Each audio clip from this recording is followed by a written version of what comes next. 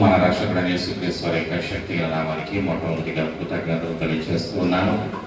యేసయ్య ప్రేమను ప్రకటించడానికి, యేసయ్య కృపకు సాక్షిగా ఈ స్థలంలో నిలబడడానికి పరిశుద్ధాత్ముడు నన్ను నడిపించినందుకు తండ్రికి కృతజ్ఞతలు తెలియజేస్తూ ఉన్నాను. ఈ స్థలానికి ఆహ్వానించినటువంటి దైవజనులు పాస్టర్ ఉదయ్ కుమార్ గారికి, సహోదరి రాణి గారికి కుటుంబం తరపున నా వందనాలు తెలియజేస్తూ ఉన్నాను. ప్రేమైనటువంటి సంఘమా, మీ అందరి యొక్క ప్రార్థనను బట్టి, ప్రేమను బట్టి యేసయ్యకు వందనాలు. మీ అందరికీ కూడా నా హృదయపూర్వకమైనటువంటి వందనాలు తెలియజేస్తూ ఉన్నాను. స్త్రీల సమాజంలో ప్రత్యేకంగా కుటుంబంతో కలిసి ఆరాధన చేయడానికి ఇంతవరకు యేసయ్య సహాయం దయచేశారు. అందరి బట్టి యేసయ్యకు స్తోత్రాలు. నేటి అంశము శిష్యులు ఎవరు? Who are the disciples? శిష్యులు ఎవరు? పరిశుద్ధాత్ముడు మనకి గుర్తు చేస్తున్నటువంటి ఒక సత్యాన్ని మనం జ్ఞాపకం చేసుకుందాం. పరిశుద్ధ గ్రంథం నుండి యోహాను సువార్త 15వ అధ్యాయం 16వ వచనం నేను చదువుతున్నాను. మీరు నన్ను ఏర్పరచుకొనలేదు, మీరు నా పేరట తండ్రిని ఏమి అడుగుదురో అది ఆయన మీకును అనుగ్రహించున్నట్లు మీరు వెళ్ళి ఫలించుటకును మీ ఫలము నిలిచియుటకును నేను మిమ్మల్ని ఏర్పరచుకొని నియమించేదని ప్రార్థన. పరిశుద్ధాత్మదేవా, నీ సహాయం నాకై వందనాలు. ఇంతవరకు నీ సహాయం అనుగ్రహించా, నీకు కృతజ్ఞతలు తెలియజేస్తూ ఉన్నా. బలపరుస్తున్నందుకు నీకు వందనాలు, సహాయం దయచేస్తున్నందుకు నీకు వందనాలు. ఆదరించే దేవుడవు, బలపరిచే దేవుడవు, నిత్యము మాతో మాలో మా మధ్యలో ఉన్న దేవుడవు, నీకే మా కృతజ్ఞతలు. ఏర్పరచుకున్నావు, ప్రతి ఒక్కరిని ఏర్పరచుకున్నావు, ప్రతి ఒక్కరిని ఎన్నుకున్నావు. ఫలించుట కొరకు, నీ యొక్క రాకడ కొరకు మమ్మల్ని అందరినీ కూడా ఒక ప్రత్యేకమైన సాధనగా ఏర్పరచుకొని, నియమించుకొని, నీ ఆత్మతో, నీ అభిషేకముతో నింపి నీ యొక్క పాత్రలుగా నిలబెట్టుచున్నందుకు కృతజ్ఞతలు తెలియజేస్తున్నాం. మా జీవితాలను నీ చేతిలో సమర్పిస్తున్నాం. ప్రతి అనుమానాన్ని, ప్రతి చీకటి అధికారాన్ని ఈ స్థలం నుండి, మా జీవితం నుండి యేసు ప్రభు నామములో దూరపరుస్తూ ఉన్నాం. యేసు రక్తములో మా జీవితాలను ముద్రిస్తూ యేసు ప్రభుని ఒప్పుకొనొచ్చు వినగలిగేటువంటి చెవులను, గ్రహించేటువంటి హృదయములను, యేసయ్య మాటకు విధేయతను చూపించేటువంటి జీవితాన్ని మాకు అనుగ్రహిస్తున్నందుకు వందనాలు. సత్యములోకి, జీవములోకి నడిపిస్తున్నందుకు వందనాలు. ఆశీర్వాదము కొరకు, అభిషేకము కొరకు యేసు ప్రభు నామములో సిద్ధపడుచున్నాము తండ్రి, ఆమేన్. ప్రియమైనటువంటి సంఘమా, పరిశుద్ధాత్ముడు గుర్తు చేస్తున్నటువంటి వాగ్దానం. ప్రభు అయినటువంటి యేసుక్రీస్తు వారి లోకములో నివసించినటువంటి సమయంలో శిష్యులను పిలిచి వారిని బలపరిచారు. వారిలో దుఃఖము, భయము, ఆందోళనగా ఉన్నటువంటి సమయంలో యేసు ప్రభు వారు శిష్యులతో మాట్లాడారు. మీరు నన్ను ఏర్పరచుకొనలేదు అని తెలియజేస్తున్నారు. శిష్యులను ఏర్పరచుకున్నది మనుషులు కాదు, ప్రభు అయినటువంటి యేసుక్రీస్తు వారు వారిని ఏర్పరచుకున్నారు. ఎందుకు ఏర్పరచుకున్నారు అంటే, తండ్రి నామములో, యేసయ్య నామములో తండ్రిని మీరు ఏదైతే అడుగుతారో తండ్రి మీకు అనుగ్రహిస్తారు అని యేసు ప్రభు వారు వారిని బలపరుస్తూ ఉన్నారు. మీకును అనుగ్రహించున్నట్లు మీరు వెళ్ళి ఫలించుటకును వెళ్ళాలి. శిష్యులు వెళ్ళాలి. ఎక్కడికి వెళ్ళాలి? ఈ లోకంలోకి వెళ్ళాలి. వాళ్ళు ఫలించాలి. ఎవరిలో ఫలించాలి? ఆత్మలో ఫలించాలి, ఆశీర్వాదములో ఫలించాలి. వాళ్ళ యొక్క జీవితాలు ఫలవంతంగా ఉండాలి అని శిష్యులను బలపరుస్తూ, శిష్యులను సిద్ధపరుస్తూ ఉన్నారు. సర్వలోకానికి వెళ్ళబోయే ముందుగా వారికి తెలియచేస్తున్నటువంటి సత్యం, యేసు ప్రభు వారు తెలియచేస్తున్నటువంటి సత్యం. అందుకే ప్రభు అయిన యేసుక్రీస్తు వారు అంటున్నారు, మీ ఫలము నిలిచి ఉండుటకును నేను మిమ్మల్ని ఏర్పరచుకొని ఉన్నాను అని సెలవిస్తూ ఉన్నారు. వాళ్ళు యొక్క ఫలం, వాళ్ళ యొక్క జీవితాలలో నిత్యము దేవుని యొక్క ఫలము చేత, తండ్రి ఫలము చేత, ఆత్మలో ఫలముల చేత వాళ్ళు వర్ధిల్లాలి, ఆ ఫలము నిలిచి ఉండాలి అన్నది దేవుని యొక్క సంకల్పం, దేవుని యొక్క ప్రణాళిక. కాబట్టి ఈరోజు అదే మాటను, అదే వాగ్దానాన్ని, అదే వచనాన్ని సంఘానికి పరిశుద్ధాత్ముడు గుర్తు చేస్తూ ఉన్నారు. యేసు ప్రభు వారు ఈ లోకములో నివసించినటువంటి సమయంలో అనేక అద్భుతాలు చేసి ఉన్నారు. 33.5 సంవత్సరాలు యేసు ప్రభు వారి లోకములో నివసించిన కాలంలో జరిగినటువంటి అనేక సంఘటనలు, ప్రభువైన యేసుక్రీస్తు వారు శిలువలో మరణించి సమాధి చేయబడి తిరిగి లేచిన తరువాత, పునరుత్థానమైన తర్వాత యేసు ప్రభు వారు మొదటిసారిగా శిష్యులకు పిలవలేదు, శిష్యులతో మాట్లాడలేదు, శిష్యులను చూడలేదు. శిష్యులను చూడక మునుపు తను ఎన్నుకున్నటువంటి ప్రత్యేకించుకున్నటువంటి శిష్యులను చూడక మునుపు, వారితో మాట్లాడక మునుపు, పునరుత్థానం అయిన తర్వాత మొదటిసారిగా ప్రభువైన యేసు క్రీస్తు వారు కనబడింది మగ్దలేని మరియకు, మరికొందరు స్త్రీలకు యేసు ప్రభు వారు కనబడ్డారు. ఆ సత్యాన్ని పరిశుద్ధ గ్రంథంలో మత్తయి సువార్తలో 28వ అధ్యాయంలో మనం చూస్తున్నాం. అక్కడ వ్రాయబడినటువంటి సత్యంలో మనం చూస్తున్నాం. యేసు ప్రభు వారు పునరుత్థానం అయిన తర్వాత మత్తయి సువార్త 28వ అధ్యాయంలో మనం చూస్తున్నాం. వారికి కనిపించి వారితో మాట్లాడినటువంటి మాటలను మనం జ్ఞాపకం చేసుకున్నప్పుడు దేవుని యొక్క ప్రణాళిక ఏమిటో మనకి అర్థమవుతుంది. దేవుని యొక్క ఉద్దేశం ఏమిటో మనకి తెలియచేయబడింది. యేసు ప్రభు వారు మొదటిసారిగా స్త్రీలకు కనిపించారు. ఎందుకు స్త్రీలకు మొదటిసారిగా కనిపించారో కూడా సత్యాన్ని పరిశుద్ధాత్ముడు తెలియజేస్తున్నాడు. విశ్రాంతి దినమున గడిచిపోయిన తరువాత ఆదివారం తెల్లవారుచుండగా మగ్దలేని మరియయు వేరొక మరియయు సమాధిని చూడవచ్చని. ప్రియమైనటువంటి ప్రజలారా, సంగమా, శిష్యులకి గుర్తు లేదు లేదా మరచిపోయారు. వాళ్ళ మాటలో చెప్పాలి అంటే యేసయ్య చెప్పినటువంటి వాగ్దానాన్ని, యేసయ్య చెప్పినటువంటి ప్రవచనాన్ని వాళ్ళు బహుశా మరచిపోయి ఉండొచ్చు. వాళ్ళకి గుర్తు రాలేదు. ఈరోజు 3వ రోజు ఆదివారం రోజున ఇది పునరుత్థాన దినము. ఈ రోజున ప్రభువైన యేసుక్రీస్తు వారు తిరిగి లేస్తాను అని సెలవిచ్చారు. కాబట్టి మనం సిద్ధపడాలి, మనం సమాధి వద్దకు వెళ్ళాలి అనేటువంటి ఆలోచన ఈ శిష్యులకు రాలేదు. 11 మంది శిష్యులకు రాలేదు. ప్రియమైనటువంటి సంఘం, వాళ్ళకి ఆలోచన రాలేదు. సమాధి వద్దకు వెళ్ళాలి, యేసు ప్రభు వారు లెగిచి ఉంటారు, మనం కలుసుకుంటారు, మనం కూడా కలవాలి, చూడాలి, యేసు ప్రభుల వారిని తో మాట్లాడాలి అనేటువంటి ఆలోచన శిష్యులకు రాలేదు. కానీ ప్రత్యేకముగా స్త్రీలకు, మగ్దలేని మరియకు, మరియకు ఆలోచన వచ్చింది. వాళ్ళు మర్చిపోలేదు. ఏమిటి? యేసయ్య వాగ్దానాన్ని మర్చిపోలేదు, ప్రవచనాన్ని మర్చిపోలేదు, నేను తిరిగి లెగుస్తాను అని చెప్పినటువంటి మాటలను వాళ్ళు మర్చిపోలేదు.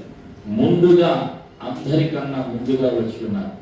ఆదివారం తెల్లవారుజామున, ఇంకా సూర్యుడు ఉదయించక మునిపే తెల్లవారుజామున వాళ్ళు ఇంకా చీకటిగా ఉండగానే సమాధి వద్దకు వచ్చారు. సమాధి వద్దకు వచ్చిన తర్వాత వాళ్ళు నిలబడ్డారు, బయట నిలబడినప్పుడు ఏం జరిగింది? రాయి తొలగించబడింది.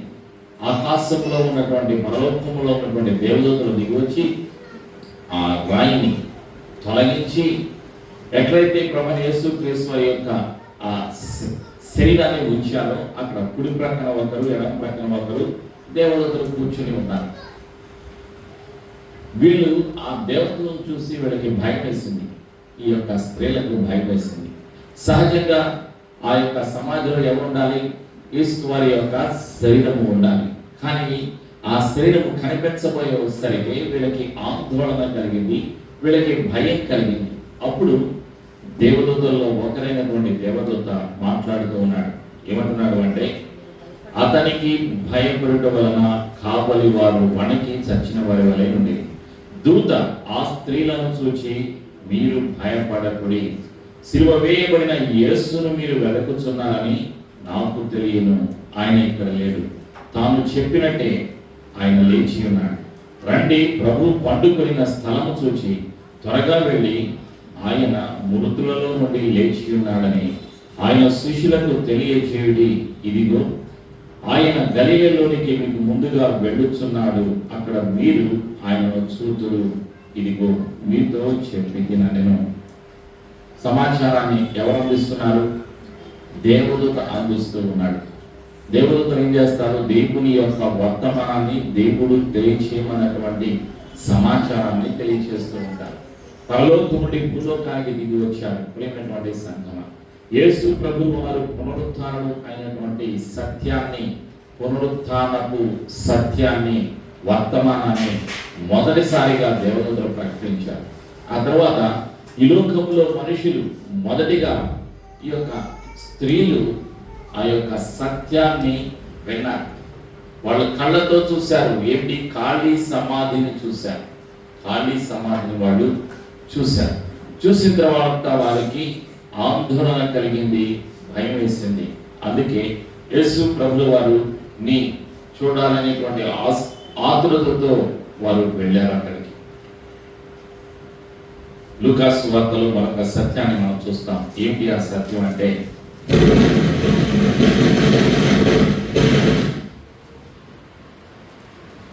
లూకాసు వార్తలో మనం చూసేటువంటి సత్యాన్ని ఒకసారి జ్ఞాపకం చేసుకున్నాం.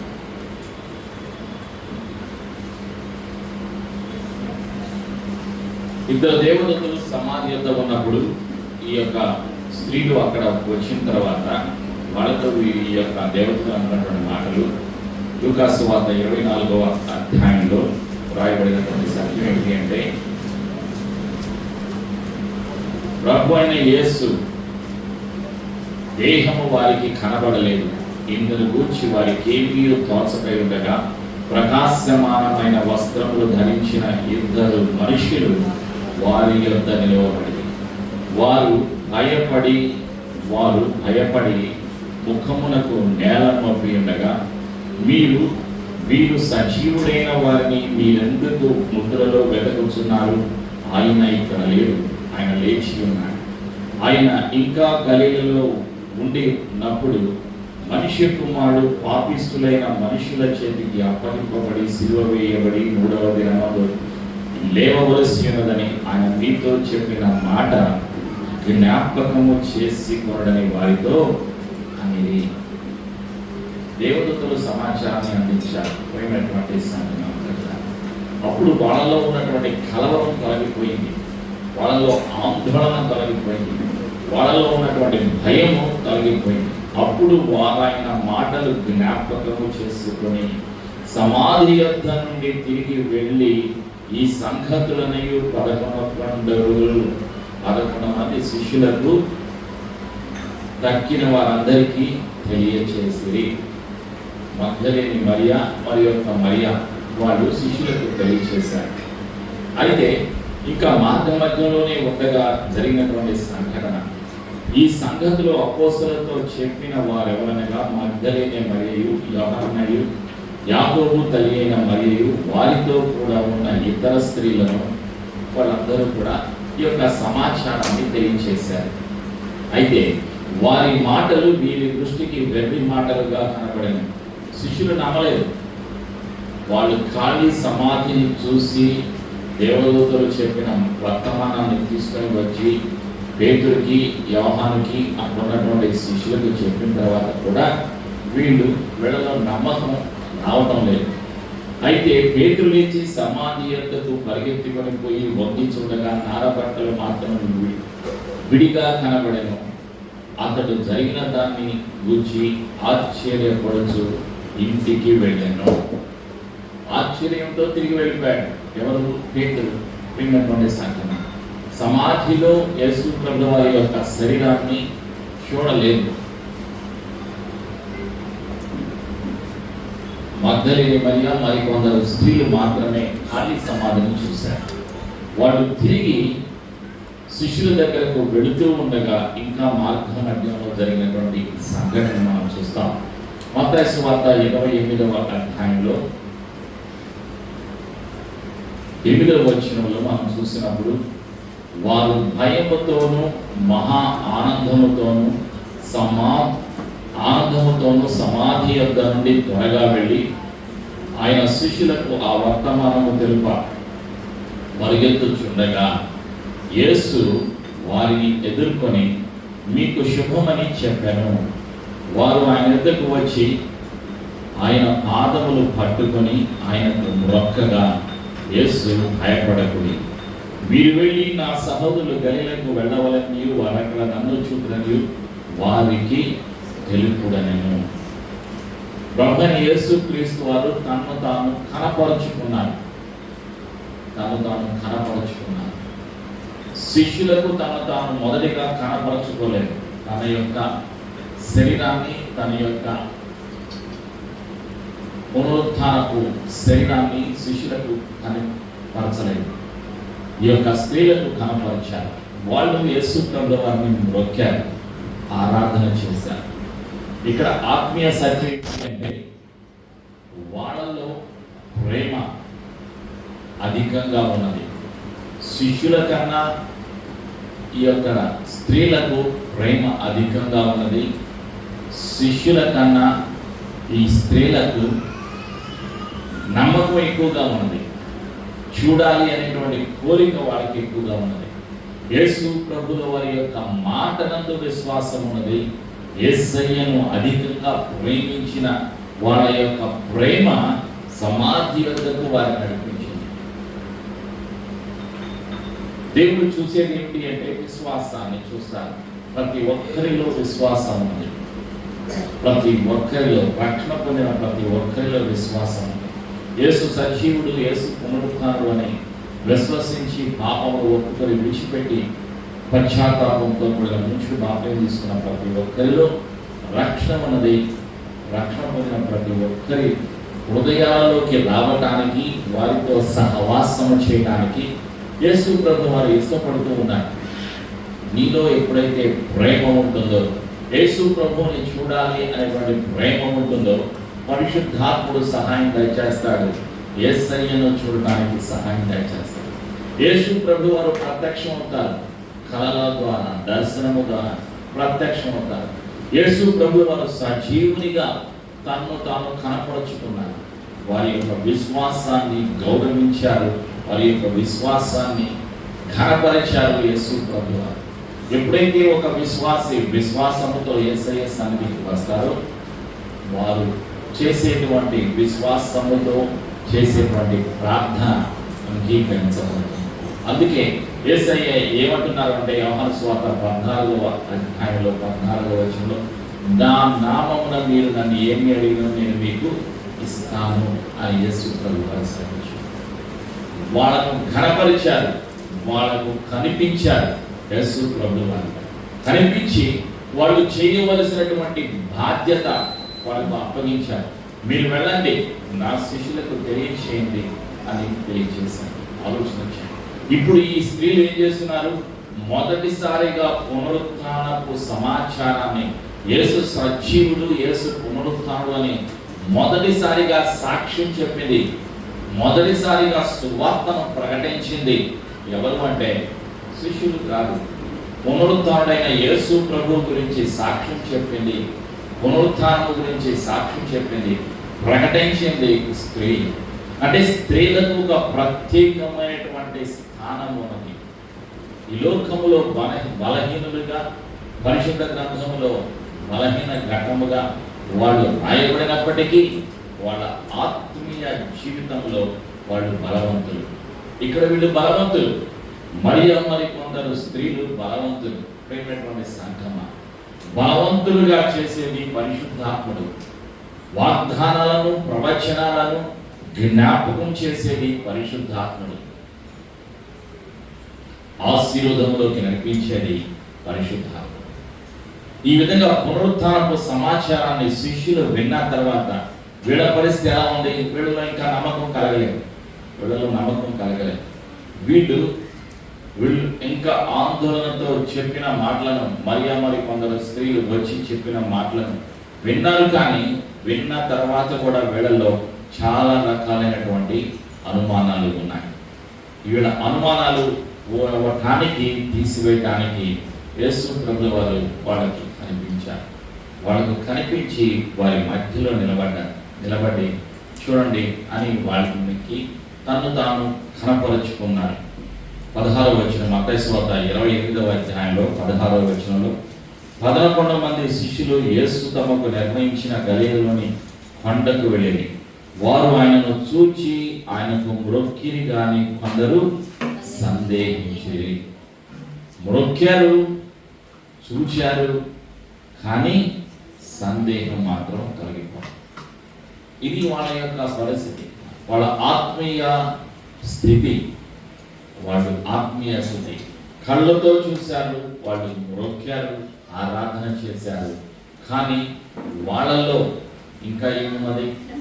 అనుమానము ఉన్నది, సందేహాలు ఉన్నాయి. ప్రేమైనటువంటి సంఘం, దేవుని యొక్క పిలుపును పొందుకున్నారు, ప్రత్యేకించబడ్డారు. వీరు వెళ్ళని దేవుడు సెలవిచ్చారు, యేసు ప్రభు వారు సెలవిచ్చారు. వీళ్ళు ఎక్కడికి వెళ్ళాలి? ఇప్పుడు పునరుత్థానుడైన యేసు ప్రభు వారిని కలుసుకున్న తర్వాత వీళ్ళు ఎక్కడికి వెళ్ళాలి? వీళ్ళు ఒలీవ కొండకు వెళ్ళాలి, అక్కడికి వెళ్ళాలి, యెరూషలేము వెళ్ళాలి. ఎందుకు వెళ్ళాలి అంటే యేసయ్య సెలవిచ్చున్నారు, పునరుత్థానం కాకమునకు మరణించబోయే ముందుగా యేసు ప్రభుల వారు వాళ్ళు ఏ స్థలానికి వెళ్ళాలో, ఎక్కడికి వెళ్ళాలో యేసు ప్రభుల వారు శిష్యులకు తెలియజేశారు. 11 మంది శిష్యులకు సెలవిచ్చారు. లూకా సువార్త 24వ అధ్యాయంలో 48-49 వచనాల్లో ఆ సత్యాన్ని మనం చూస్తాం. ఈ సంగతులకు మీరే సాక్షులు. ఇదిగో నా తండ్రి వాగ్దానము చేసినది మీ మీదకి పంపుచున్నాను. మీరు పైనుండి శక్తి పొందు వరకు పట్టణములో నిలిచియుండుడని వారితో చెప్పారు. వాళ్ళు ఎక్కడికి వెళ్ళాలి?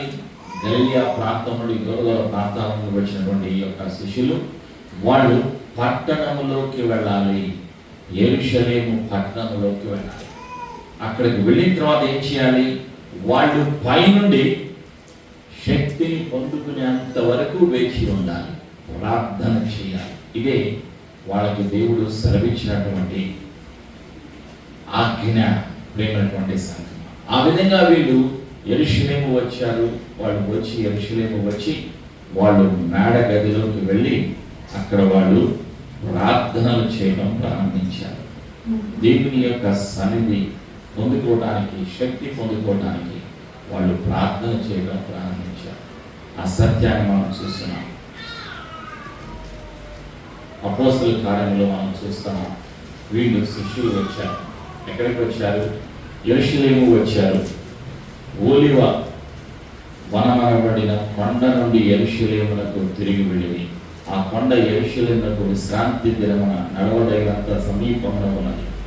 వారు పట్టణంలో ప్రవేశించి తాము బస చేయుచుండిన మేడ గదిలోనికి ఎక్కిపోయి, వారెవరనగా పేతురు, యోహాను, యాకోబు, ఆంద్రేయ, ఫిలిప్పు, తోమా, బర్తలోమై, మత్తయి, అల్ఫై కుమారుడు యాకోబు, జెలోతే అనబడిన సీమోను, యాకోబు కుమారుడు యూదా అనువారు, వీరందరూ వీరితో కూడా కొందరు స్త్రీలను, యేసు తల్లి అయిన మరియయు ఆయన సహోదరులను ఏక మనసుతో ఎడతెగక ప్రార్థన చేయుచుండిరి. 15వ వచనం, ఆ కాలమందు ఇంచుమించు 120 మంది సహోదరులు కూడి ఉండగా, వాళ్ళు మొత్తం 120 మంది ఏక మనసుతో, ఏక ఆత్మతో ఒకే స్థలంలో ఐక్య ప్రార్థన చేస్తూ ఉన్నారు. మీరు ఏ విధంగా అయితే స్త్రీల సమాజము రోజున ప్రత్యేకంగా స్త్రీల కొరకు ఏర్పాటు చేయబడిన స్త్రీల కూడిక రోజున స్త్రీలందరూ కలిసి ఒకే ఆలోచనతో మీరు ప్రార్థనలు చేస్తూ ఉన్నారు, అనేక విషయాల కొరకు ప్రార్థనలు చేస్తూ ఉన్నారు, మీరు ఈ విధంగా ప్రార్థన చేస్తూ ఉన్నారు. అయితే వాళ్ళు ఒకే ఆలోచనతో ఉన్నారు. ఏంటి ఆ ఒకే ఆలోచన? పై నుండి శక్తిని పొందుకునేంత వరకు వేచి ఉండాలి. ఇది దేవుడు వారికి ఇచ్చినటువంటి వాగ్దానం. అపోస్తలుల కార్యంలో 1వ అధ్యాయంలో యేసు ప్రభు వారు శిష్యులకు కనబడిన తరువాత 40 రోజులు ఇంకా భూలోకంలోనే భౌతికంగా ఉన్నారు. యేసు ప్రభు వారు పునరుత్థానం అయిన తర్వాత ఇంకా 40 రోజులు ఉన్నారు. ఆ సత్యాన్ని అపోస్తలుల కార్యంలో 1వ అధ్యాయంలో మనం చూస్తాం. 3వ వచనంలో, ఆయన శ్రమ పడిన తరువాత 40 దినముల వరకు వారి గగ్గపడుచు దేవుని రాజ్య విషయములను గూర్చి బోధించుచు అనేక ప్రమాణములను చూపి వారికి తన్ను తాను సజీవునిగా కనపరచుకొనెను. 40 రోజులు పునరుత్థానమైన తర్వాత యేసు ప్రభు వారు కనపడుతూ ఉన్నారు. ఎవరికి? శిష్యులకు కనపరుస్తూ ఉన్నారు, తనని తాను సజీవునిగా కనపరుచుకుంటూ ఉన్నారు. ఇంకా చేయవలసిన పనులను వాళ్ళు ఏం చేయాలో ఆ విషయాలన్నీ కూడా వాళ్ళకి తెలియచేస్తూ ఉన్నారు. ప్రభువైన యేసుక్రీస్తు వారు గుర్తు చేస్తూ ఉన్నారు. ఆయన వారిని కలిసికొని ఇలాగూ ఆజ్ఞాపించాను, మీరు యెరూషలేము నుండి వెళ్ళక నా వలన విన్న తండ్రి యొక్క వాగ్దానము కొరకు కనిపెట్టుడి. యోహాను నీళ్లతో బాప్తిజం ఇచ్చారు, కానీ కొన్ని దినములలోగా మీరు పరిశుద్ధాత్మలో బాప్తిజము పొందెదరని. తండ్రి వాగ్దానం, పరిశుద్ధాత్ముడు దేవుడు, పరిశుద్ధాత్ముడు ఈ లోకములోకి రాబోతున్నాడు. ఏ విధంగా బాప్తిజం ఇవ్వబోతున్నాడు? పరిశుద్ధాత్ముడు ఆ పరిశుద్ధాత్మలో బాప్తిజాన్ని శిష్యులు పొందాలి. అందుకే మీరు ప్రార్థన చేయండి, తండ్రి వాగ్దానం పొందుకోండి. అప్పుడు మీకేం కలుగుతుంది? మీలో ఉన్న ఆందోళన పోయింది, భయం పోయింది, మీలో ఉన్న అనుమానాలన్నీ పోతాయి. మీరు ధైర్యవంతులు అవుతారు, బలంగా పనిచేయగలుగుతారు, సువార్తను ప్రకటించగలుగుతారు. అదే సత్యాన్ని యేసు ప్రభు వారు తెలియజేస్తూ ఉన్నారు. ఎవరికి? శిష్యులకు తెలియజేస్తూ ఉన్నారు. పునరుత్థానం అయిన తర్వాత అనేక సార్లు వారికి కనిపించారు, అనేక రకాలుగా వారిని బలపరుస్తూ ఉన్నారు యేసు ప్రభు వారు. అపోస్తలుల కార్యములు 1వ అధ్యాయంలో 8వ వచనం, అయినను పరిశుద్ధాత్మ మీ మీదకి వచ్చున్నప్పుడు మీరు శక్తిని పొందెదరు గనుక మీరు యెరూషలేములోను యూదయ సమరయ దేశముల అంతటను భూదిగంతముల వరకు నాకు సాక్షులయ్యుందురని చెప్పారు. ఎవరితో చెప్పారు? శిష్యులతో చెప్పారు. శిష్యులు చేయవలసినటువంటి పని యేసయ్య తెలియజేస్తూ ఉన్నారు. మీరు శక్తిని పొందుకుంటారు, అప్పుడు యూదయ సమరయ భూదిగంతముల అంతం వరకు కూడా మీరు సాక్షులుగా జీవిస్తారు అని యేసు ప్రభువు వారు సెలవిస్తూ ఉన్నారు. విడుదల ఉన్న ఆందోళన, భయాలన్నీ కూడా తొలగిపోయాయి. ఎప్పుడు? పై నుండి శక్తిని పొందుకున్నాక, పరిశుద్ధాత్మలోని శక్తిని, అభిషేకాన్ని శిష్యులు పొందుకున్నాక వీళ్ళ జీవితాల్లో, వీళ్ళ మనసులలో, వీళ్ళ ప్రవర్తనలో మార్పు కలిగింది. మన జీవితాల్లో, మన ప్రవర్తనలో మార్పు ఎప్పుడు కలుగుతుంది అంటే పరిశుద్ధాత్మ యొక్క శక్తి చేత మనం నింపబడిన తర్వాత, మన ఆత్మలు పరిశుద్ధాత్మ చేత నింపబడిన తర్వాత, మన మనసంతా పరిశుద్ధాత్మతో నింపబడిన తర్వాత, యేసయ్య చేత మన హృదయం పూర్తిగా నింపబడిన తర్వాత మన మనసులు మారిపోతాయి, మన జీవితాలు మారిపోతాయి. శిష్యుల జీవితాలు మారిపోయినాయి పరిశుద్ధాత్మలో బాప్తిజం పొందిన తర్వాత. యేసయ్య ఈ భూలోకంలో నివసించినప్పుడే సెలవిచ్చారు. మరణానికి ముందుగానే యేసు ప్రభువు వారు శిష్యులను పిలిచి సెలవిచ్చారు, నేను మిమ్మల్ని అనాథలుగా విడిచిపెట్టి వెళ్ళడం లేదు, నేను నా తండ్రి ఇంటికి వెళ్ళవలసిన సమయం రాబోతుంది. అయితే నేను వెళ్ళిన తర్వాత మీతో ఎల్లప్పుడూ ఉండటానికి ఆధారకర్త అనగా సత్య స్వరూపకు ఆత్మ వస్తారు, ఆయన మీలో నివసిస్తారు, మీతో ఉంటారు అని యేసు ప్రభువు వారు సెలవిచ్చారు. శిష్యులను బలపరిచారు, మరణించబోయే ముందుగానే వారిని ధైర్యపరిచారు, జరగబోయేటువంటి పరిస్థితుల గురించి వాళ్ళకి తెలియజేశారు. యోహాను సువార్త 14వ అధ్యాయంలో 16వ వచనంలో, నేను తండ్రిని వేడుకొందును, మీ యొద్ద ఎల్లప్పుడూ ఉండగా ఆయన వేరొక ఆదరణకర్త అనగా సత్య స్వరూపకు ఆత్మను మీకు అనుగ్రహించను. సత్య స్వరూపకు ఆత్మను మీకు అనుగ్రహించను. లోకము ఆయనను చూడదు, ఆయనను ఎరగదు, కనుక ఆయనను పొందనేరదు. మీరు ఆయనను చూతురు, ఆయన మీతో కూడా నివసించును, మీలో ఉండును, మిమ్మల్ని అనాథులనుగా విడువను, మీ యొద్దకు వద్దును. కొంతకాలమైన తరువాత లోకము నన్ను మరి ఎన్నడను చూడదు, అయితే మీరు నన్ను చూతురు, నేను జీవిస్తున్నాను కనుక మీరును జీవితురు అని యేసు ప్రభువు వారు శిష్యులకు ఆదరణకర్త అయిన పరిశుద్ధాత్మను పరిచయం చేస్తూ ఉన్నారు. ఆయన ఏం చేస్తారు? ఆయన సత్య స్వరూపకు ఆత్మ, ఆయన సహాయం చేస్తారు, ఆదరిస్తారు, బలపరుస్తారు, ఆయన జీవములోకి నడిపిస్తూ ఉంటారు. పరిశుద్ధాత్ముడు యేసయ్య చెప్పినటువంటి మాటలను జ్ఞాపకం చేస్తూ ఉంటాడు. సత్య స్వరూపమైనటువంటి ఆత్మ యేసయ్య చెప్పిన మాటలను, తండ్రి చెప్పినటువంటి వాగ్దానాన్ని, ఇచ్చినటువంటి వాగ్దానాన్ని గుర్తు చేస్తూ ఉంటాడు. ఆయన నిత్యము సర్వసత్యములోకి, జీవములోకి నడిపిస్తూ ఉంటాడు. ఇది ఆ పరిశుద్ధాత్ముడు శిష్యులలో చేసినటువంటి పని. శిష్యులు ఇప్పుడు పునరుత్థానమైనటువంటి యేసు ప్రభువారిని చూశారు. చూసిన తర్వాత యేసయ్య వాళ్ళకి అనేక సార్లు కనిపించి గుర్తు చేస్తూ ఉన్నారు, వాళ్ళకి ఆజ్ఞాపిస్తూ ఉన్నారు. ఆఖరి ఆజ్ఞ మత్తయి సువార్త 28వ అధ్యాయంలో మనం చూస్తాం. మత్తయి సువార్త 28వ అధ్యాయంలో శిష్యులను పిలిచి, 11 మంది శిష్యులను పిలిచి యేసు ప్రభువు వారు సెలవిచ్చినటువంటి మాటలు. యేసు వారి యొద్దకు వచ్చి, పరలోకమందును భూమి మీదను నాకు సర్వాధికారము ఇయ్యబడి ఉన్నది. యేసు ప్రభువు వారు కలిగి ఉన్నటువంటి అధికారాన్ని గుర్తు చేస్తూ ఉన్నారు శిష్యులకు. 11 మంది శిష్యులకు గుర్తు చేస్తూ ఉన్నారు. పరలోకమందును భూమి మీదను నాకు సర్వాధికారము ఇవ్వబడింది. ప్రియమైనటువంటి సంగతి, ఈ లోకములో ఉన్న సమస్యలన్నిటికీ అంతము యేసు ప్రభు వారి దగ్గర ఉన్నది. ఈ లోకములో ఉన్నటువంటి మానవుడి యొక్క సమస్య ఏమిటి అంటే, దేవునికి మానవుడికి అడ్డుగా ఉన్నది పాపం.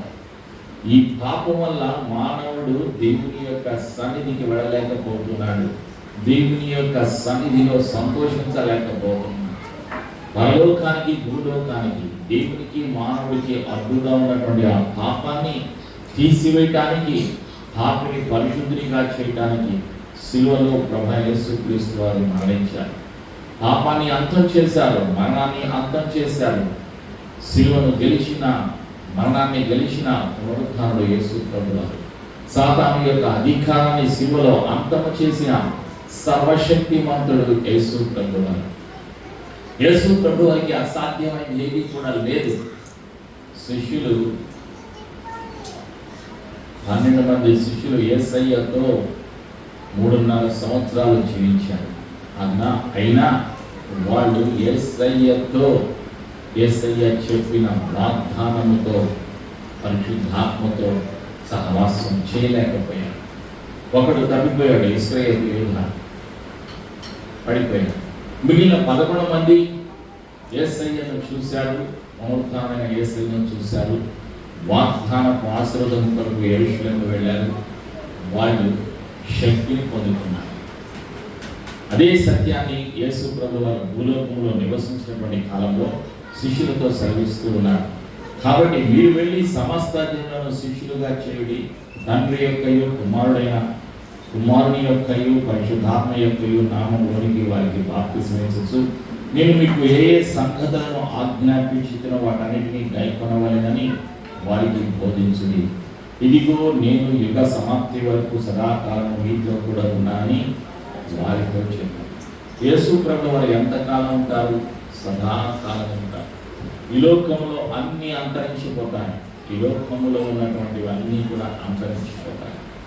ఈ లోకంలో మానవుడి యొక్క ప్రాణం ఎంతవరకు తాత్కాలికమే. మానవుడి ఈ యొక్క శరీరంలో నివసించేది ఒక 120 సంవత్సరాలు అనుకున్నాం.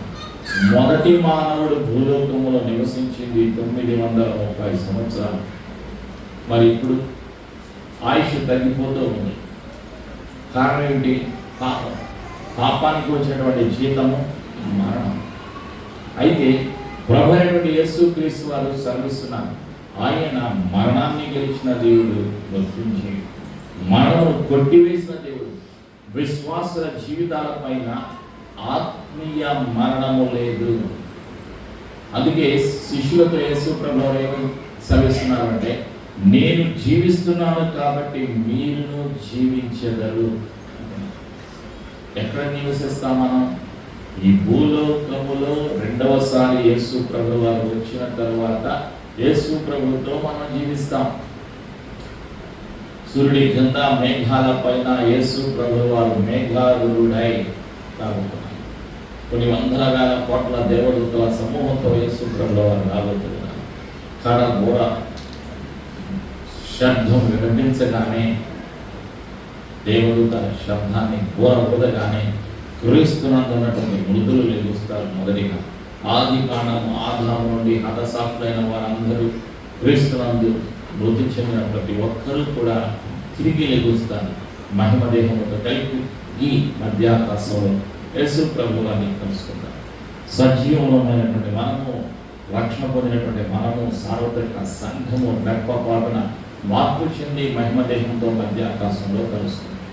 ఈ సమయంలో యేసు ప్రభు వారు వచ్చారనుకోండి, ఏం జరుగుతుంది? ఈ శరీరం అదృశ్యం అయిపోతుంది, రెప్పపాటున మార్పు చెందుతుంది. మహిమ దేహము కలిగి మధ్యాకాశం యేసు ప్రభు వారిని కలుస్తుంది. అక్కడ 7 సంవత్సరాలు ఉంటాము. ఆ తర్వాత ఎత్తబడినటువంటి సంఘముతో భూలోకంలో యేసు ప్రభు వారు అడుగు పెడతారు. అడుగుపెట్టిన తర్వాత భూలోకములో అడుగుపెట్టిన తర్వాత యెరూషలేములో, ఇశ్రాయేలు దేశంలో యెరూషలేము మందిరములో బంగారపు ద్వారం, గోల్డెన్ గేట్లో నుండి, ఆ యొక్క ద్వారముల నుండి యెరూషలేము దేవాలయంలోకి ప్రవేశిస్తారు. సార్వత్రిక సంఘముతో యేసయ్య లోపలికి ప్రవేశిస్తారు. ఆ తర్వాత యెరూషలేము నుండి ప్రభువైనటువంటి యేసుక్రీస్తు వారి యొక్క ప్రపంచాన్ని, ఈ భూలోకాన్ని 1000 సంవత్సరాలు పరిపాలన చేస్తారు.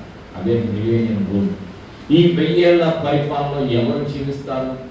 రక్షణ పొందినటువంటి ప్రతి ఒక్కరు కూడా యేసు ప్రభు వారిలో జీవిస్తారు. అంటే నీవు నేను ఈ భూలోకంలో ఇంకా 1000 సంవత్సరాలు బ్రతకబోతున్నాం. ఎవరితోటి? యేసు ప్రభు వారితో బ్రతకబోతున్నాం. ఈ 1000 సంవత్సరాల పరిపాలనలో భూలోకంలో పాపం ఉండదు, లంచాలు ఉండవు, త్రాగుడు వ్యసనాలు ఉండవు, దయ్యాలు ఉండవు, సమస్యలు ఉండవు, అంధకారం ఉండదు, చీకటి ఉండదు, ఏ సమస్య ఉండదు. సమస్యలు లేని నీతి గల న్యాయాధిపతిగా ప్రభు అయినటువంటి యేసుక్రీస్తు వారు ఈ యొక్క ప్రపంచాన్ని 1000 సంవత్సరాలు పరిపాలన చేయబోతున్నారు. ఆలోచించండి. ఎవరికి అవకాశం? విశ్వాసము ఉంచిన, రక్షణ పొందిన, ఎవరి పేర్లైతే జీవగ్రంథంలో రాయబడి ఉంటాయో వారికే ఈ ధన్యత కలుగుతుంది. అందుకే మొదటి పునరుత్థానములో పాలుగల వారు ధనులు, వారి మీద రెండవ మరణమునకు అధికారము లేదు. రెండవ మరణం అంటే నరకం. ఈ నరకంలోకి ఎవరు వెళ్తారు? అన్యాయం చేసేటువంటి వాళ్ళు, త్రాగుబోతులు, దొంగలు, మోసగాళ్ళు, హత్యలు, ఈ విధంగా పాపం చేసే వాళ్ళందరూ కూడా అక్కడికి వెళ్ళిపోతారు. ఈ నరకానికి ఉన్నటువంటి మరొక పేరు ఏంటంటే రెండవ మరణము. ప్రకటన గ్రంథం 21వ అధ్యాయంలో 8వ వచనంలో ఆ సత్యాన్ని మనం చూస్తాం. పిరికి వారును అవిశ్వాసులను, ప్రకటన 21:8. పిరికి వారును అవిశ్వాసులను, అసహ్యులను, నరహంతకులను, వ్యభిచారులను, మాంత్రికులను, విగ్రహారాధికులను, అబద్ధికులందరూ అగ్ని గంధకములతో మండు గుండములో పాలు పొందుదురు. ఇది రెండవ మరణము. నరకానికి ఉన్నటువంటి మరొక పేరు రెండవ మరణం. అందులోకి ప్రవేశిస్తారు. ఈ 1000 ఏళ్ల పరిపాలనలో దయ్యాలు ఉండవు, సాతానుడు ఉండడు. సాతానుడు, ఈ యొక్క పడిపోయిన దూతలు, వీళ్ళందరూ కూడా ఈ 1000 సంవత్సరాలు బంధించబడతారు. ఎవరిని మోసం చేయడానికి అవకాశం లేదు. పరిశుద్ధులందరూ కూడా యేసయ్యతో ఉంటారు. ఇక సాతానుడికి మరొక అవకాశం లేదు. ఈ యొక్క 1000 సంవత్సరాలలో బంధించబడతారు. ఈ 1000 సంవత్సరాలు పూర్తయిపోయిన తర్వాత ఒక చిన్న యుద్ధం జరుగుతుంది, హర్మగిద్దం అనేటువంటి యుద్ధం. సాతాను మళ్ళా యుద్ధానికి వస్తారు. బయటకు వచ్చిన తర్వాత ఆ 1000 సంవత్సరాల్లో బంధించబడిన తర్వాత బయటకు వచ్చిన తర్వాత యుద్ధం ప్రకటిస్తారు. హర్మగిద్దం అనేటువంటి స్థలంలో చిన్న యుద్ధం జరుగుతుంది. ఆ యుద్ధంలో సాతాను యొక్క దూతలు పరిశుద్ధ దేవదూతలతో యుద్ధం చేస్తారు. పరిశుద్ధుడైన యేసు ప్రభు సైన్యములకు అధిపతి యెహోవాతో యుద్ధం చేస్తారు. ఆ యుద్ధం అయిపోయిన తర్వాత మళ్ళా ఇక సాతాను యొక్క పడిపోయినటువంటి దేవతల్ని నిత్య నరకాగ్నిలోకి త్రోసివేయడం జరుగుతుంది. ఆ సత్యాన్ని కూడా ప్రకటన గ్రంథంలో పరిశుద్ధాత్ముడు తెలియజేస్తూ ఉన్నాడు. ఇందులో ప్రకటన గ్రంథం 20వ అధ్యాయంలో తెలియజేస్తూ ఉన్నాడు. 10వ వచనం, వారిని మోసపరిచిన అపవాది అగ్ని గంధకములు గల గుండములో పడవేయబడిన అచ్చట ఆ క్రూర మృగమును అబద్ధ ప్రవక్తయు ఉన్నారు. వారు యుగ యుగములు రాత్రి పగలు బాధింపబడదురు, తరతరాలు బాధించబడతారు. ఎవరు? అపవాది, సాతానుడు. తర్వాత పడిపోయినటువంటి దేవతలు, దాంతో పాటు అబద్ధ ప్రవక్త, క్రీస్తు విరోధి అయినటువంటి ఒక వ్యక్తి, అబద్ధ ప్రవర్తన మరొక వ్యక్తి, వీళ్ళందరూ కూడా ఆ యొక్క నిత్య నరకాగ్నిలో మండుతూ ఉంటారు. యుగ యుగములు రాత్రి మగళ్ళు బాధపడుదురు. ఆ విధంగా వాళ్ళకి శిక్ష, అంతిమ తీర్పు విధించబడడం జరిగింది. అయితే ఈరోజు ప్రశ్న ఏంటి అంటే, ఎవరు శిష్యులుగా యేసయ్య రాజ్యములో ఒక పనిముట్టుగా, ఒక పాత్రగా వాడబడాలి అని ఆశపడుతున్నారు? ప్రభువైనటువంటి యేసుక్రీస్తు వారు రెండవసారి రాబోతున్నారు. ఎందుకు రాబోతున్నారు? సార్వత్రిక సంఘము తీసుకుని వెళ్ళడానికి, తనతో పాటు నిత్యము నివసింప చేయడానికి యేసు ప్రభు వారు తిరిగి రెండవసారి రాబోతూ ఉన్నారు. మీరు ఫలించాలి. భూలోకంలో ఈ శరీరంలో ఉన్నప్పుడు మీరు ఫలించాలి. ఆత్మలో ఫలించాలి, ఆశీర్వాదంలో ఫలించాలి, ఆత్మ వరాలతో ఫలించాలి. యేసయ్య పునరుద్ధానపు శక్తిని ప్రకటించడానికి శక్తి కలిగిన బలమైన విశ్వాసులుగా మీరు జీవించాలి అన్నది దేవుని యొక్క సంకల్పం, దేవుని యొక్క ప్రణాళిక. అందుకే యేసు ప్రభు వారు సెలవిస్తున్నారు. యోహాను సువార్త 13వ అధ్యాయంలో 35వ వచనంలో యేసయ్య సెలవిస్తున్నారు. ఏంటి యేసయ్య సెలవిస్తున్నారు అంటే, జాన్ 13:35, యోహాను 13:35, మీరు ఒకని ఎడల ఒకడు ప్రేమ గలవారైన ఎడల దీనిని బట్టి మీరు నా శిష్యులని అందరూ తెలిసి కొందరు. ప్రేమను కలిగి ఉంటున్నారు. ఎవరి ప్రేమ? యేసయ్య ప్రేమను కలిగి జీవించడం ద్వారా అందరూ తెలుసుకుంటారు. ఏమని తెలుసుకుంటారు? యేసయ్య శిష్యులు అని తెలుసుకుంటారు. మీరు ఎవరు? ఈ లోకంలో మామూలు మనుషులు కాదు, సాధారణమైనటువంటి విశ్వాసులు కాదు. యేసయ్య కొరకు జీవించేటువంటి ప్రత్యేకించబడిన, పిలువబడినటువంటి శిష్యులు. మగ్దలేని మరియ సమాధ్యతకు వెళ్ళారు. వాళ్ళెవరు? ప్రత్యేకించబడిన వారు, పిలవబడిన వారు, దేవుని ప్రేమించిన వారు, విశ్వాసులు. వారి యొక్క విశ్వాసము, వారి యొక్క ప్రేమ ఎంతో గొప్పదిగా ఉన్నది. కాబట్టి గొప్ప దేవుడైన, శక్తిమంతుడైన యేసయ్య వారిని మొదటిసారిగా తాను సజీవునిగా ప్రత్యక్షపరుచుకున్నారు. ఈ శిష్యులు కూడా ఎవరు? వీళ్ళు పరిశుద్ధాత్మను పొందుకున్నాక వీళ్ళు శక్తిని పొందుకున్నారు. ఆ తర్వాత హతసాక్షులు అయిపోయారు. వారి యొక్క జీవితాలను యేసయ్య కొరకు అర్పించుకున్నారు. ప్రకటన గ్రంథం రాసినటువంటి ఆ యొక్క యోహాను తప్ప, యేసయ్యకు ప్రియమైన శిష్యుడు అని పిలువబడుతున్నటువంటి యోహాను తప్ప మిగిలిన వారందరూ కూడా హతసాక్షులు అయిపోయారు. యోహాన్ని ఎన్ని విధాలుగా వాళ్ళు ప్రయత్నం చేసినా, మరుగుచున్నటువంటి నూనెలో వేసిన ఆయన చనిపోలేదు. దీర్ఘాయుషు కలిగి చనిపోయాడు. ప్రేమైనటువంటి సంఘం, ఈ శిష్యులు ఏం చేయాలి? ఇప్పుడు వీళ్ళు సువార్తను ప్రకటించాలి, యేసయ్యకు సాక్షులుగా జీవించాలి. యోహాను సువార్త 15వ అధ్యాయంలో 26-27 వచనాల్లో యేసయ్య సెలవిస్తున్నారు.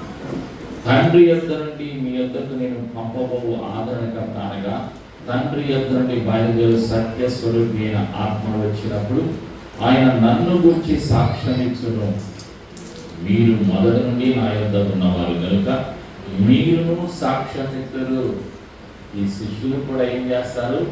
సాక్ష్యం చెప్తారు. ఎవరి గురించి? మా కళ్ళతో మేము చూసాం, యేసు ప్రభుల వారు సజీవుడు, యేసు ప్రభుల వారిని మీరు సిలువ వేశారు. ఓ యూదులారా, ఓ రోమా సైనికులారా, మీరు యేసు ప్రభుల వారిని సిలువ వేశారు. అయితే ఆయన తిరిగి లేచి ఉన్నాడు, ఆయన సజీవుడు, అందుకు మేమే సాక్షులము అని శిష్యులు ఏం చెప్పాలి? సాక్ష్యం చెప్పాలి. అదే సత్యాన్ని యేసు ప్రభుల వారు వారికి తెలియజేస్తారు.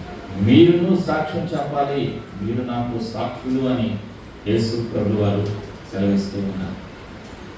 ఈ శిష్యులు శక్తిని పొందుకున్నాక, పరిశుద్ధాత్మలో బాప్తిజం పొందుకున్నాక, మొదటిగా పేతురు మొదటి ప్రసంగాన్ని చేశాడు.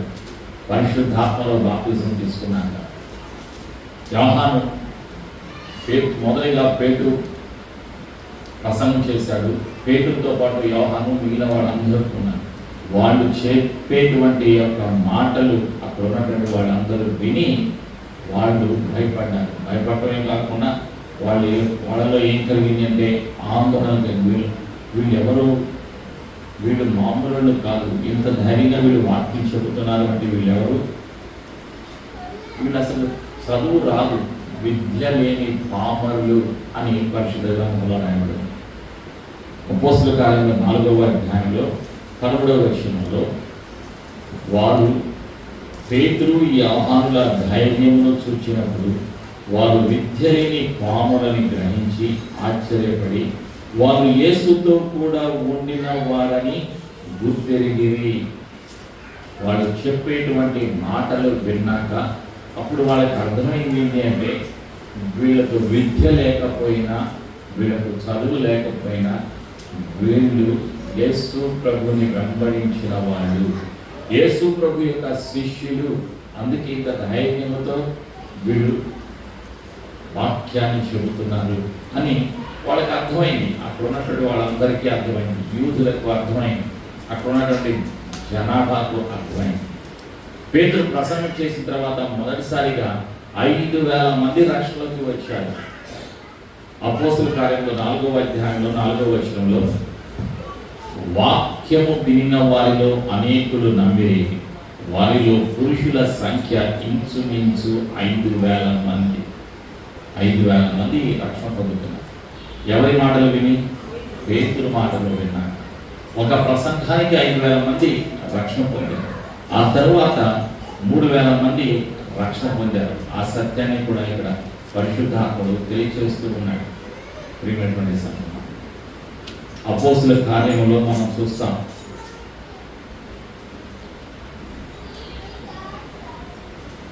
రెండవ అధ్యాయంలో 41వ వచనంలో మనం చూస్తాం.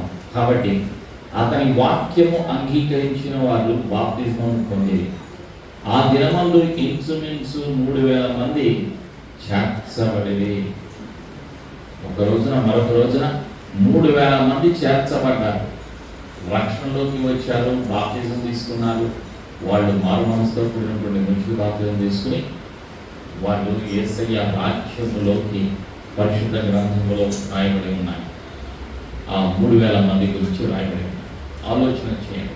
జీవ గ్రంథంలో ఎవరి పేరైతే ఉంటుందో వాళ్ళు యేసయ్యతో కలిసి నిరంతరము జీవించబడుతున్నారు. భూలోకంలో 1000 సంవత్సరాల పరిపాలన అయిపోయిన తర్వాత ఈ యొక్క భూమి అగ్ని చేత కాల్చివేయబడుతుంది. ఆ తర్వాత నూతన యెరూషలేము నిర్మించబడుతుంది. పరలోకము భూలోకములో నిర్మించబడుతుంది. ఆకాశము నా సింహాసనము, భూమి నా పాదపీఠమని సెలవిచ్చారు తండ్రి. నా మాటలు గతించవు. ఆయన మాట శాశ్వతమైనది. దేవుడు పలికినటువంటి మాట, పరిశుద్ధ గ్రంథంలో రాయబడినటువంటి సత్యము, ప్రవచనాలు అన్నీ కూడా నెరవేరేటువంటి సమయంలో ఉన్నారు. ప్రభువైనటువంటి యేసుక్రీస్తు వారు రెండవసారి రాబోతూ ఉన్నారు. ఎందుకు రాబోతున్నారు? రెండవసారి తీసుకొని వెళ్ళటానికి, పరిశుద్ధులను తీసుకొని వెళ్ళటానికి, బహుమానాలు ఇవ్వటానికి రాబోతున్నారు. యేసయ్య ప్రేమ ఉచితము, రక్షణ ఉచితము, అయితే బహుమానాలు మాత్రం ఉచితము కాదు. బహుమానాలు, యేసయ్య ఇచ్చేటువంటి బహుమానాలు పొందాలి అంటే కష్టపడాలి. శిష్యుల వలె యేసయ్య రాజ్యము కొరకు పునరుత్థానపు శక్తిని ప్రకటించు వారిగా మనం ఉండాలి అని పరిశుద్ధాత్ముడు గుర్తు చేస్తున్నాడు. ప్రకటన గ్రంథంలో 22వ అధ్యాయంలో 12వ వచనంలో యేసు ప్రభు వారు సెలవిస్తూ ఉన్నారు. ఇదిగో త్వరగా వచ్చుచున్నాను, వాని క్రియ చొప్పున ప్రతి వానికి ఇచ్చుటకు నేను సిద్ధపరిచిన జీతము నా యొద్ద ఉన్నది. బహుమానాలు తీసుకుని యేసు ప్రభు వారు రాబోతూ ఉన్నారు. యేసయ్యతో నీవు నేను నివసింప చేయటానికి ఆయన సార్వత్రిక సంఘమును తీసుకుని వెళ్ళడానికి రాబోతున్నారు. ఏం జరుగుతుంది? ఆ యొక్క పరలోకంలో నిరంతరము ఆరాధన, నిరంతరము కోటాను కోట్ల దేవదూతలతో కలిసి ఆరాధన చేసేటువంటి ధన్యత కలుగుతుంది. అక్కడ ఏం చేస్తున్నారు? పరిశుద్ధ దేవదూతలు, కోటాను కోట్ల దేవదూతలు నిత్యము తండ్రిని ఘనపరుస్తూ ఉన్నారు. యేసు ప్రభు యొక్క పరిశుద్ధమైన నామాన్ని హెచ్చిస్తూ ఉన్నారు, స్తుతిస్తూ ఉన్నారు, ఆరాధన చేస్తూ ఉన్నారు. ప్రకటన గ్రంథం 4వ అధ్యాయంలో 8-9 వచనాల్లో మనం చూస్తాం. ఈ 4 జీవులలో ప్రతి జీవికి 6 రెక్కలు ఉండడం, అవి చుట్టూను రెక్కల లోపడను కనులతో నిండి ఉన్నవి. అవి భూత వర్తమాన భవిష్యత్ కాలంలో ఉండు సర్వాధికారి దేవుడకు ప్రభు పరిశుద్ధుడు పరిశుద్ధుడు పరిశుద్ధుడు అని మానక రాత్రింపగలు చెప్పుచుండెను. ఆ సింహాసనంలో ఆసనుడై ఉండి యుగ యుగంలో జీవిస్తున్న వారికి మహిమయు ఘనతయు కృతజ్ఞత స్తుతులు కలుగును గాకని ఆ జీవులు కీర్తించుచుండగా ఆ 24 పెద్దలు సింహాసనంలో ఆసనుడై వాని ఎదుట సాగిలపడి యుగ యుగంలో జీవిస్తున్న వానికి నమస్కారము చేయుచు, ప్రభువా మా దేవా, నీవు సమస్తమును సృష్టించుతివి, నీ చిత్తమును బట్టి అవి ఉండెను, దాన్ని బట్టి సృష్టించబడెను గనుక నీవే మహిమ ఘనత ప్రభావములు పొందనగురు అని చెప్పుచు తమ కీటములను ఆ సింహాసనం ఎదుట వేసుకుని తండ్రి కుడి పక్కన సింహాసనం ఉంది, యేసు ప్రభు వారి యొక్క సింహాసనం. 24 పెద్దలు ప్రేమైనటువంటి సంగమ వాళ్ళు లేచి సాష్టాంగ నమస్కారం చేసి వాళ్ళ పాలన వారి కిరీటాలు యేసయ్య పాదాల వద్ద పెట్టి మహిమపరుస్తూ ఉన్నారు. మహిమ ఘనత పొందటానికి నీవే అర్హుడవు అని యేసు ప్రభు యొక్క పరిశుద్ధ నామాన్ని హెచ్చిస్తూ ఉన్నారు. ఆరాధనలో వాళ్ళు పాల్గొంటూ ఉన్నారు. పరిశుద్ధుడు పరిశుద్ధుడు పరిశుద్ధుడు అని పరలోకంలో ఆరాధన చేస్తూ ఉన్నారు. ఆలోచన నిరంతరము పరిశుద్ధులు కలిసి ఆరాధనలో ఉండే ధన్యత తండ్రి అనుగ్రహించబోతూ ఉన్నారు. ఆ పరలోకంలో సూర్యుడు లేడు, ఆ పరలోకంలో చంద్రుడు లేడు, ఆ పరలోకంలో చీకటి లేదు, ఆ పరలోకంలో సూర్యుడే వెలుగుగా తండ్రి మహిమ అంతా కూడా పరలోకం అంతా నింపబడి ఉంటుంది. ఇంకా అక్కడ మనకి కరెంట్ అవసరం లేదు, అక్కడ సమస్యలు లేవు, అక్కడ బాధ లేదు, అక్కడ పాపం లేదు, అక్కడ సాధనలు లేవు, సమస్యలు లేని, ఆకలి దప్పికలు లేని, రోగము లేని స్థలము నిత్యము పరిశుద్ధత మహిమతో వెలుగుతో నింపబడి ఉన్నటువంటి ఆ స్థలములో నీవు నేను ఉండబోతున్నాను. కాబట్టి నీవు నేను సిద్ధపడాలి. ప్రభువైన యేసుక్రీస్తు వారి యొక్క రాకడ కొరకు సిద్ధపడాలి. ఈ శరీరంలో నివసించినంత కాలము కూడా మనము యేసు ప్రభువుల వారి కొరకు జీవించాలి అని పరిశుద్ధాత్ముడు గుర్తు చేస్తున్నాడు. అందుకే పౌలు గారు ఏమంటే బ్రతుకుట మేలే చావైతే లాభం అని పౌలు గారు సెలవిస్తూ ఉంటారు. ప్రియమైనటువంటి సంగతి యేసయ్య కృప మనందరికీ సదా తోడైనను గాక. ఆమేన్. ప్రార్థన చేసుకున్నాం. ప్రతి ఒక్కరూ లేచినబడి మన జీవితాలను సమర్పించుకున్నాం. ఆయన రాబోచు ఉన్నారు. ఆలస్యం చేసే దేవుడు కాదు, ఆయన మాట ఇచ్చి నెరవేర్చే దేవుడు. ఆయన మాట శాశ్వతమైనది. ఆకాశము భూమి గతిస్తుంది కానీ ఆయన మాట సత్యము కలిగినది, జీవము కలిగిన మాట. యేసు ప్రభు వారు సెలవిస్తూ ఉన్నారు. ఇదిగో నేను త్వరలో రాబోచున్నాను, వారి క్రియ చొప్పున వారికి ఇచ్చుటకు నేను సిద్ధపరిచిన జీతము నా యొద్ద ఉన్నది అని సెలవిస్తూ ఉన్నారు. ప్రతి ఒక్కరు కళ్ళు మూసుకున్నాం, ఒక నిర్ణయం తీసుకున్నాం, మన కుటుంబాలను సమర్పించుకున్నాం. ఒక స్త్రీగా, ఒక పురుషునిగా మన జీవితాలను సమర్పించుకున్నాం. ఒక విశ్వాసిగా మన జీవితాలను యేసయ్య సన్నిధిలో సమర్పించుకున్నాం.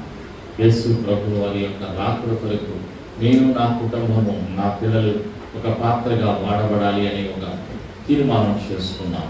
నా భర్త ఒక పాత్రగా వాడబడాలి, నా భార్య ఒక పాత్రగా వాడబడాలి, నా కొడుకు, నా కూతురు, నా కోడలు, నా యొక్క కుమార్తె ఒక పాత్రగా వాడబడాలి, నా మనవడు, నా మనవరాలు ఒక పాత్రగా వాడబడాలి, నేను ఒక పాత్రగా యేసయ్య రాజ్యంలో వాడబడాలి అని ఒక తీర్మానం చేసుకున్నాం. మనసులో ఒక తీర్మానం చేసుకున్నాం. ఈ యొక్క ఒప్పుకోలు ప్రార్థన చేద్దాం. ప్రతి ఒక్కరూ కలిసి నాతో పాటు ఈ యొక్క సమర్పణ ఒప్పుకోలు ప్రార్థన చెప్పండి. పరిశుద్ధాత్మదేవా, ఇంతవరకు నాతో మాట్లాడినందుకు వందనాలు. యేసయ్యకు ప్రియమైన శిష్యునిగా నేను ఉండాలని, యేసయ్య కొరకు నేను జీవించాలని ఆశపడుచున్నాను. నా కుటుంబం అంతా యేసయ్య పనిలో ఉండాలి అని ఆశపడుచున్నాను. ప్రతి కష్టము, ప్రతి సమస్య, ప్రతి రోగము యేసయ్య నామములో నా కుటుంబం నుండి దూరపరుస్తున్నాను. యేసు ప్రభు అని ఒప్పుకొనుచున్నాను. యేసు సజీవుడు, యేసు ప్రభువు నా కొరకు నా పాపముల నిమిత్తమై మరణించి సమాధి చేయబడి తిరిగి లేచిన సజీవుడని నేను నమ్ముచున్నాను. యేసు పునరుద్ధారుడు, యేసు ప్రభువు తిరిగి రాబోచున్నారు అని నేను నమ్ముచున్నాను. యేసు పునరుత్థానపు మహిమను, శక్తిని ప్రకటించడానికి నేను సిద్ధముగా ఉన్నాను. ఈ సమర్పణ ప్రార్థన యేసు నామములో చేసి ఆశీర్వాదమును, అభిషేకమును, జీవమును, స్వస్థతను యేసు ప్రభు నామములో ప్రార్థించి యేసు నామములో పొందుకొనుచున్నాను తండ్రి. ఆమేన్.